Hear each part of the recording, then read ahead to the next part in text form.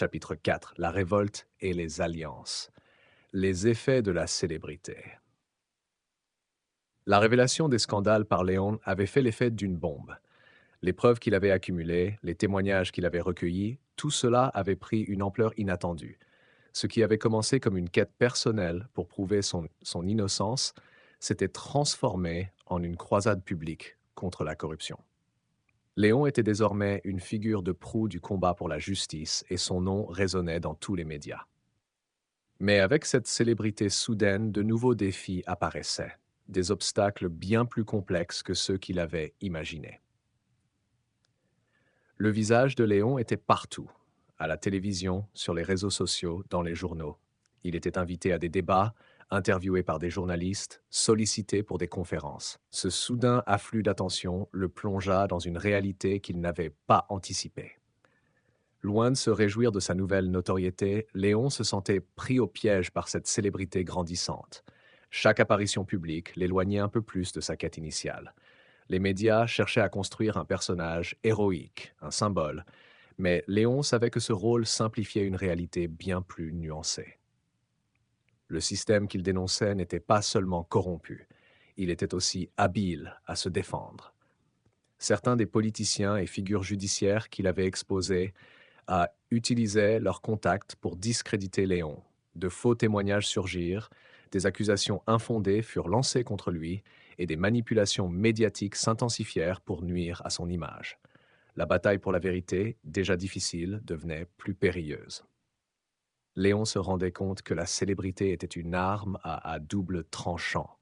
D'un côté, elle lui donnait une plateforme pour exposer la corruption, de l'autre, elle l'exposait aux attaques perfides de ceux qu'il combattait. Au fur et à mesure que sa notoriété croissait, Léon sentit aussi la pression croissante sur ses relations personnelles. Sa famille, autrefois un refuge, devenait maintenant une source de tension. Les membres de sa famille, autrefois anonymes, se retrouvaient sous les projecteurs malgré eux. Des journalistes campaient devant la maison de ses parents et des rumeurs circulaient sur sa vie privée. Léon était submergé par la culpabilité de les avoir impliqués dans son combat, même si cela n'avait jamais été son intention.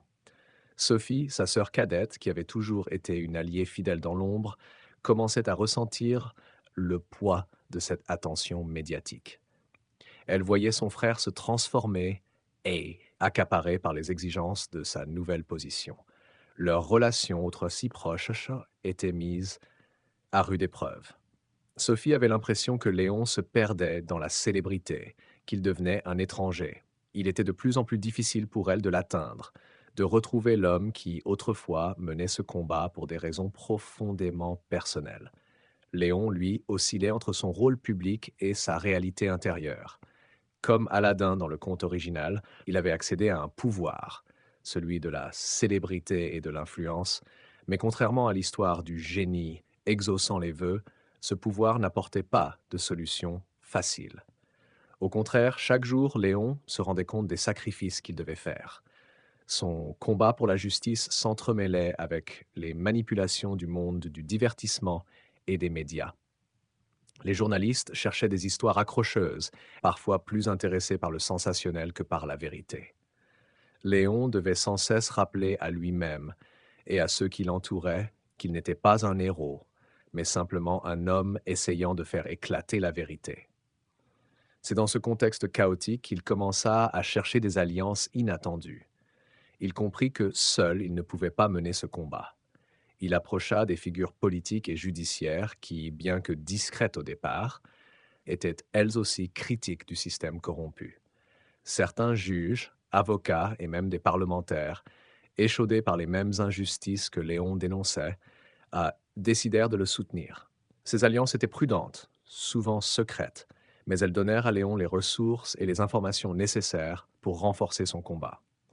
Avec l'aide de ses nouveaux alliés, Léon intensifia sa campagne pour la justice. Les scandales qu'il avait exposés prirent une ampleur internationale. Grâce à ses contacts, il obtint des documents confidentiels prouvant que la corruption s'étendait bien au-delà des frontières de son pays. Cette dimension nouvelle attira l'attention des médias étrangers, renforçant encore plus sa visibilité, mais aussi les pressions sur lui. Le soutien populaire ne se fit pas attendre. Des manifestations éclatèrent dans plusieurs villes. Des milliers de citoyens se soulevèrent contre les injustices que Léon avait révélées, exigeant des réformes profondes du système judiciaire et politique.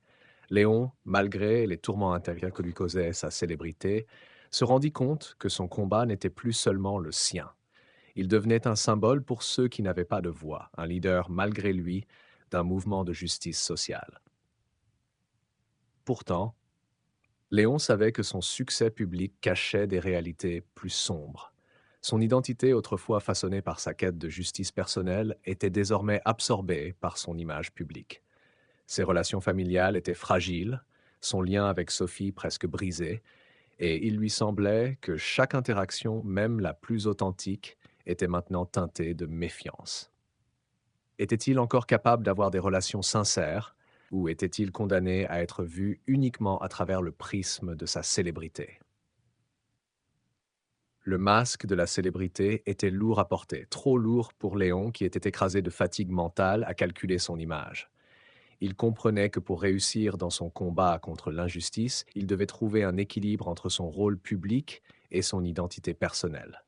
La révolte n'était plus seulement politique ou judiciaire, elle était aussi intérieure.